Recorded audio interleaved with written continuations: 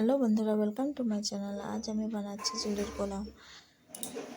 চিড়ের পোলাও বানানোর জন্য আমি সবজিগুলো সব কুচি কুচি করে কেটে রেখেছি, ডিমটা ফাটিয়ে রেখেছি। ছেলেমেয়েরা বললো রুটি আলু ভাজা প্রতিদিন ভালো লাগে না, তাই চিড়ের পোলাও করে দিচ্ছি। তেল গরম হয়ে গেছে এদিকে, এবং আমি পেঁয়াজ কুচিগুলো এর মধ্যে দিয়ে দিচ্ছি। চিড়েগুলো হালকা জল দিয়ে মাখিয়ে রাখতে হবে। পেঁয়াজগুলো এদিকে ভাজা হয়ে গেছে, আলুগুলো দিয়ে দিচ্ছি। আপনারা চাইলে যা যা সবজি থাকে দিতে পারেন, ফুলকপি, ক্যাপসিকাম, গাজর, যা চাইবেন দিতে পারেন। আমার কাছে হাতের কাছে যেটা ছিল সেটাই দিয়ে দিলাম।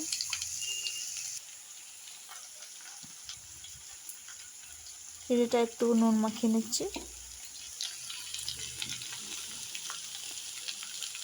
এদিকে সবজিগুলো তো হালকা নুন দিয়ে আরও ভালো করে কষে নিতে হবে, যাতে সিদ্ধ হয়ে যায় আলু, গাজর, ক্যাপসিকাম। হালকা আছে।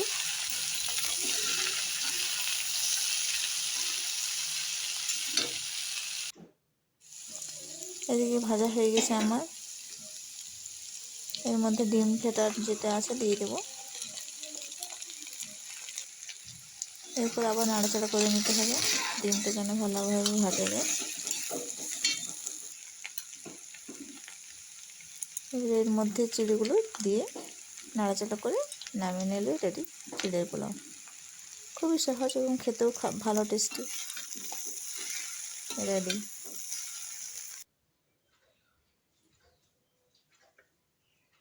ঝরঝরে হয়েছে।